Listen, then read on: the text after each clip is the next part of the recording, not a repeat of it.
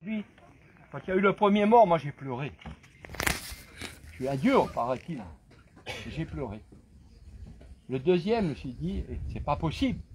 Le troisième, c'est pas possible. Qu'on en soit revenu là.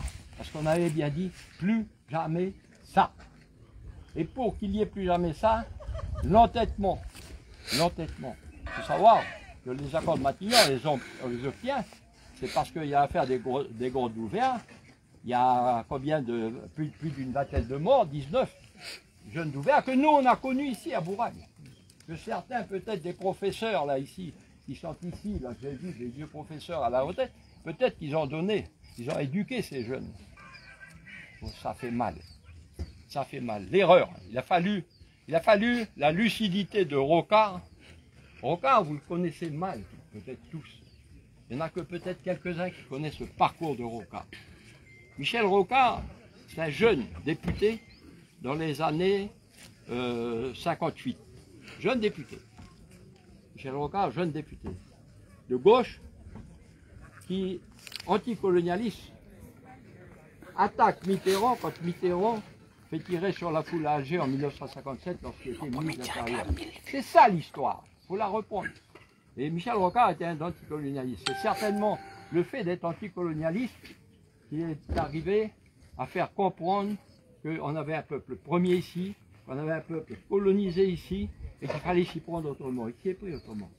Ça a été la réussite, la poignée de main de Jean-Marie Tjibaou, de Jacques Lafleur, ce qui a valu, il ne faut pas l'oublier, ce qui a valu, je dirais, la mort de Jean-Marie Tjibaou. On les a perdus. Aujourd'hui, il faut penser à ces gens qu'on a perdus, qui ont œuvré pour nous, pour que l'on soit, pendant 36 ans, je dirais en paix. Ils ont perdu leur vie. Ils ont laissé des veuves. Pour tous ceux qui sont tombés pendant ces années, ils ont laissé des orphelins. Et ça, c'est important, on n'a plus le droit d'accepter ça. Et puis, le méthode Rocard, qui avait si bien marché sous tous les gouvernements, y compris le gouvernement Chirac, le gouvernement de droite, qui avait tellement bien marché, c'est le ministre Lecornu qui, lui, peut faire sa méthode, la méthode Le Prédour. Et là, il commence à essayer de casser l'entente indépendantiste en attirant des gens qui croient en la sincérité du bonhomme. Et puis, ça commence par là, et puis la décision unilatérale qu'il prend pour le 3e référendum. Édouard Philippe, qui avait été Premier ministre, avait décidé avec les signataires,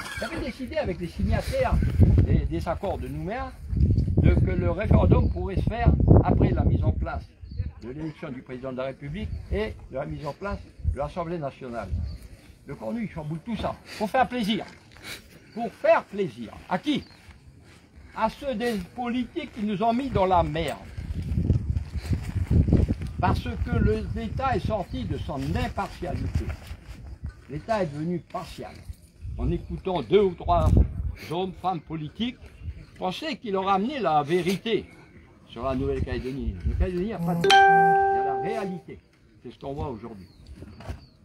Ça, c'est le truc. On prend le dossier de Matignon, on le met au ministre de l'Intérieur. Je vous dis tout de suite, vous ne m'avez pas entendu, mais j'ai écrit sur le sujet, en disant que c'était pas pensable qu'on puisse mettre le dossier de la Nouvelle-Calédonie entre les mains du patron, je dirais, de la répression. La police, la gendarmerie. Donc on en est arrivé là, pourquoi? C'est l'entêtement de Darmanin et de Macron de faire passer la loi. De faire passer la loi. Et faire passer la loi, tout ça, pour répondre à une sollicitation de 2 personnes. Que les gens ne les citent pas. Moi, je les ai cités dans des documents qui ont été envoyés à Macron, qui ont été envoyés au président de l'Assemblée nationale, président du Sénat et autres. Il y a des amis ici qui ont eu les documents. Donc, tout ça pour faire plaisir. Et faire plaisir, on est arrivé à casser la dynamique et l'unité des Calédoniens depuis 36 ans. Depuis 36 ans. Tout n'a pas été bien fait. Mais il y a eu des choses qui ont avancé. tout n'a pas forcément répondu, parce que si aujourd'hui on a 3-4 000 jeunes à Nouméa dans les rues, c'est bien parce que cette jeunesse a été oubliée. Mais elle n'a pas forcément été oubliée par la France, elle a été oubliée aussi par nos élus. Il faut qu'on prenne notre responsabilité, il faut que nos élus aussi, je dirais, acceptent leur responsabilité de ne pas avoir toujours fait ce qui devait être fait. Et puis là, au moment où je vous parle, Macron a décidé unilatéralement, comme il a l'habitude de faire, en catimini, personne ne le savait, de venir en Nouvelle-Calédonie 24 heures. C'est un peu Mitterrand dans les années 80, 24 heures. Il vient avec lui dans ses valises avec Gérald Darmanin et puis Le Cornu. Les deux personnes, moi à mon sens, ils n'auraient pas dû venir avec. Mais peu importe, c'est son choix. Il est venu aussi avec 3 serviteurs de l'État pour essayer de rétablir, je dirais, le contact, le dialogue et autres. C'est Rémi Bastille, c'est Éric Pierre et puis l'autre Potier, je n'ai pas son prénom. Ce sont des gens qui sont connus. Ce matin, la première des choses, quand hier soir j'ai appris ça, la première des choses, ça a été d'aller aux informations là-bas à 22 000 km. Et puis j'ai appris que c'est des gens qui avaient travaillé. Avec Thierry Latasse, avec Jean-François Merle, avec Alain Crestac, donc les artisans, des accords de Matignon et de Nouméa. Donc il y a un bon espoir. Maintenant la pression, il faudrait mettre sur Darmanin.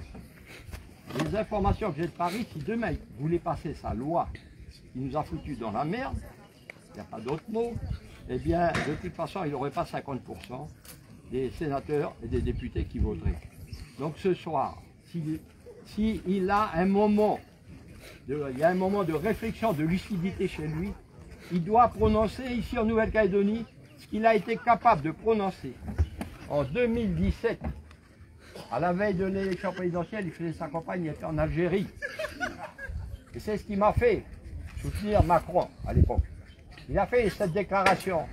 La colonisation en Algérie, ça a été un crime contre l'humanité. Quelque temps après, il fait, je dirais, acte de contrition et il dit on ouvre les dossiers du Cameroun parce que ça a été un véritable génocide à côté de la colonisation. Il cite Macron, c'est pas moi, hein, je ne fais que reciter. Un peu plus tard, il reconnaît le génocide du Rwanda, la responsabilité de la France dans le génocide. En même temps, il reconnaît que le rafle du verdict des Juifs, la police française, elle a travaillé activement dessus. Pour la Nouvelle-Calédonie, tout ce qu'on demande au président de la République, tout ce qu'on lui demande, c'est qu'il arrête que le massacre continue et qu'il retire son projet. Quand on est intelligent, on est capable de le faire et qu'il prenne en considération que la Calédonie a un véritable peuple métissé culturellement, métissé biologiquement et que nous ne sommes pas des Occidentaux. Une citation, 1986. Vous pouvez trouver, vous achetez le livre, vous lirez, vous verrez la richesse de ce livre. C'est Anova Ataba, qui était un militant de première heure de l'organisation de l'UCALO. Il vous dira ceci. En Nouvelle-Calédonie, il y a 3 peuples. Il y a le peuple kanak, le peuple calédonien et puis le peuple français. Eh bien, après ça, méditez à savoir où se trouve le peuple français. Voilà, merci. Donc, ce que je demande là, c'est que le président Macron, parce que moi je suis respectueux, que le président Macron prenne acte qu'en Nouvelle-Calédonie, il n'y a pas, comme ils le disent, des terroristes. Ceux qui ont la responsabilité de nos morts devront assumer. L'État français et puis les élus calédoniens qui ont poussé, je dirais, qui ont poussé les jeunes à la révolte et qui n'ont pas été aussi pour ceux qui n'ont pas été capables de contrôler la révolte. Voilà, merci. Merci.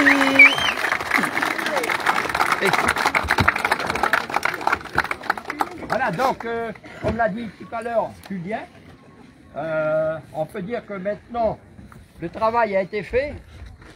Et puis, merci à tous ces bourraillers qui se sont associés aujourd'hui je dirais pratiquement doublé le chiffre d'hier. Valérie, c'est à peu près le chiffré, on a doublé le chiffre d'hier là aujourd'hui. Bon, ça c'est formidable. Et puis ça, c'est la grande famille calédonienne. C'est pas que la famille boulraïenne, c'est la famille calédonienne, c'est la famille du pays. Oui.